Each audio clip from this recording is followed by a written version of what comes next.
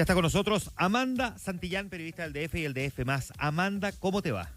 Muy bien, acá procesando lo que han sido las últimas 24 horas en términos internacionales. Así es, pues comentábamos temprano más bien el escenario político y bélico, pero dejábamos pendiente todavía la patita económica de cuáles son los efectos que está teniendo el conflicto en Medio Oriente, tanto para Chile como para el mundo. A ver, ¿por dónde partimos?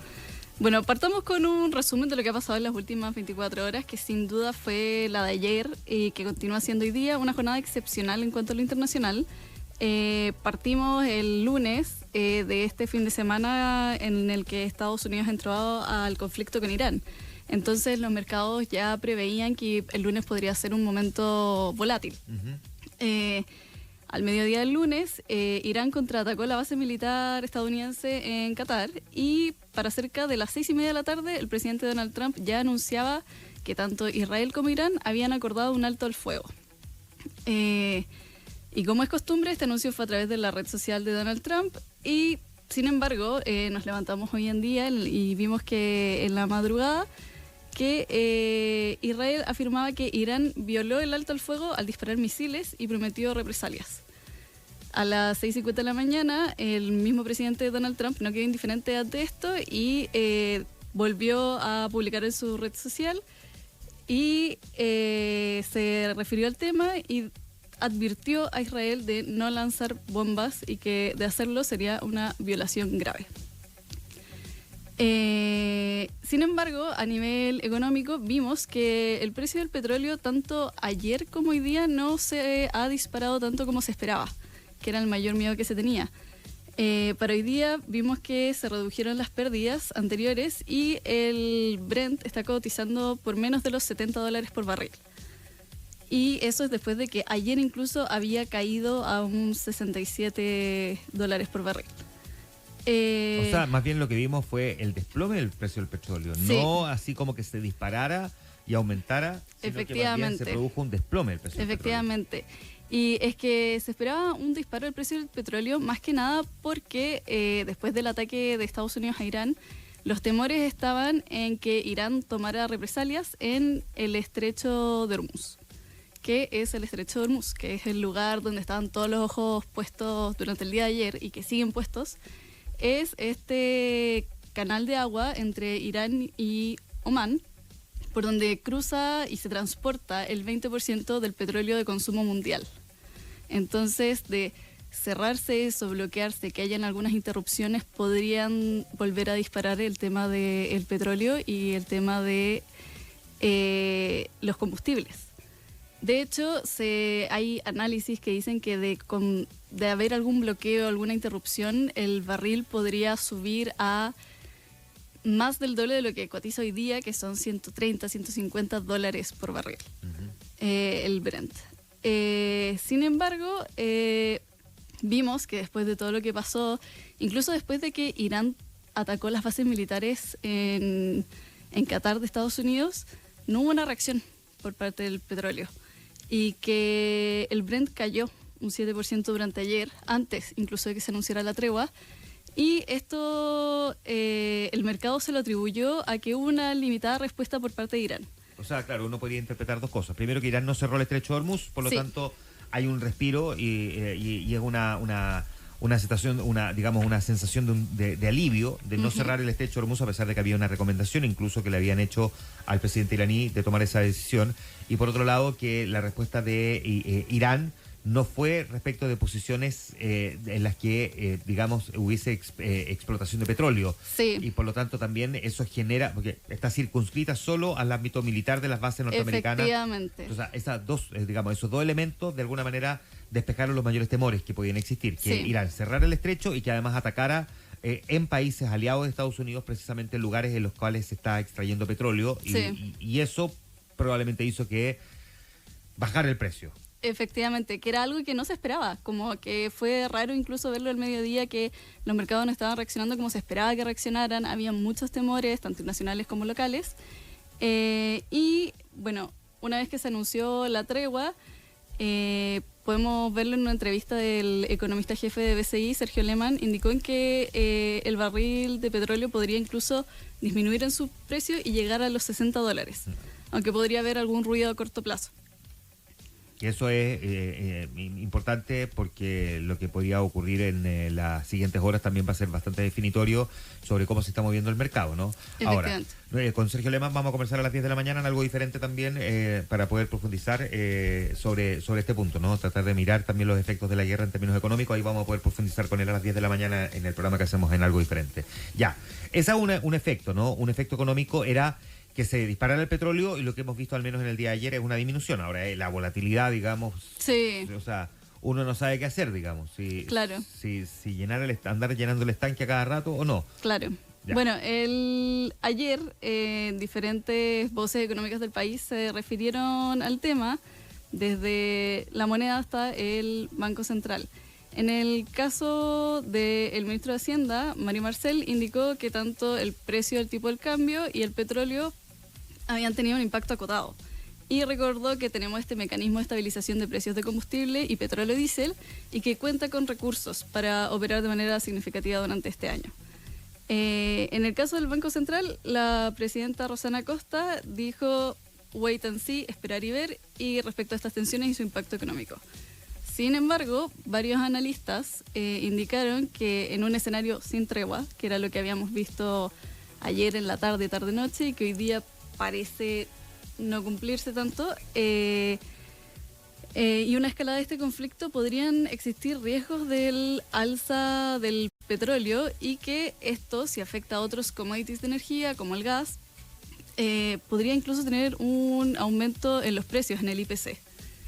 Además, otro riesgo que podría haber económicamente local podría ser una desaceleración económica global en términos y que podría impactar el PIB de Chile, porque sabemos que somos un país muy expuesto y que todo lo que pase afuera y cómo se mueve la economía globalmente nos afecta directamente. Ya, por supuesto, además tiene en estos momentos al mundo en jaque y en vilo, o sea, tanto la Reserva Federal como el Banco Central, que están evaluando, digamos, disminuciones de tasa.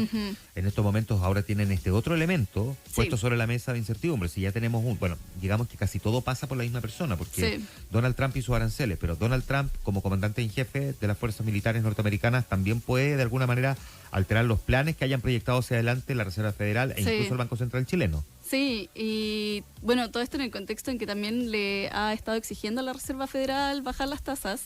La semana pasada tuvieron una reunión. La Reserva Federal se refirió al tema de Medio Oriente y cómo podría esto impactar económicamente y las posibles repercusiones que tenga. Y no dijeron que si bien es algo que están viendo y están monitoreando, el precio del petróleo no es algo que podría impactar tanto más que el precio del petróleo. Lo que suceda en el petróleo en Medio Oriente no es algo que pueda impactar tanto, porque el 7% del total de petróleo que existe en Estados Unidos viene por el estrecho de Hormuz. Claro, ¿no? Entonces no sería tanto la dependencia que tiene Estados Unidos de petróleo hoy en día, no es tanta como sucedió en los 70. No, por cierto, o sea, si bien una quinta parte del petróleo es harto, buena parte de ese petróleo va a parar en realidad a 4 países de Asia. Efectivamente. O sea, va a parar a China, Japón, a Corea del Sur y también a la India. O sea, digamos, del 20% del petróleo mundial, el 82% va a esos 4 países. A Asia, efectivamente. Y que, claro, o sea, si el petróleo llegara a ser un problema en China y se subiera el precio, también podría llegar a impactarnos a nosotros. No, es sin duda. Ahora, un petróleo más caro, da lo mismo quien lo compre, es un petróleo más caro. Porque, es un petróleo más caro. Porque inevitablemente uno empieza a buscar, digamos, en otros lugares donde eventualmente pueda conseguirlo un poco más barato y al final se produce un aumento escalonado y termina afectando a todos por igual. En un país como el nuestro, que es importador neto, tiene un impacto directo porque hay muchos procesos productivos que están vinculados a la utilización de petróleo, el transporte entre ellos, digamos. Y además está el dólar, ¿no? Que el dólar también se dispara, po. Efectivamente está el dólar, es un tema, es algo que está siendo monitoreado. Y de hecho, el escenario, igual que están manejando los analistas tanto afuera, es que no va a haber una desestabilización total del petróleo, que efectivamente el estrecho de Hormuz no va a ser bombardeado, no van a haber interrupciones, no van a haber bloqueos ni nada. Así que estamos a la espera de eso y ver cómo avanza este conflicto, que al parecer no se llegó a ninguna tregua. Ya, el presidente Donald Trump le ha puesto harto al tema del petróleo en los últimos días. Él instó a no subir el precio del petróleo. Todos mantengan los precios del petróleo bajos, todo escrito en mayúsculas y entre signo de exclamación, lo estoy vigilando. Sí. O sea, y llamó a seguir, a aumentar la producción durante estos tiempos. Perfora, baby, perfora. Perfora, ahora, baby, perfora. fue lo que le escribió, así como citando además al Departamento de Energía. Sí. O sea, sí. él insiste, porque además dice, subir el precio del petróleo es hacerle el juego al enemigo. Claro, no caigan en ese juego. No caigan en ese juego. Sí, lo estamos observando. Igual es parte de las políticas de Estados Unidos desde Trump. Él, el perfora, baby perfora, lo ha dicho desde el primer día. Y que incluso van a bajar las restricciones medioambientales para seguir perforando y seguir con los combustibles fósiles. Ahora, esto también podría ser, como lo dijo Marco Rubio, que es la única declaración con la que uno ha estado de acuerdo últimamente con Marco Rubio, el secretario de Estado, que es como el canciller, es que esto sería un suicidio económico también para Irán.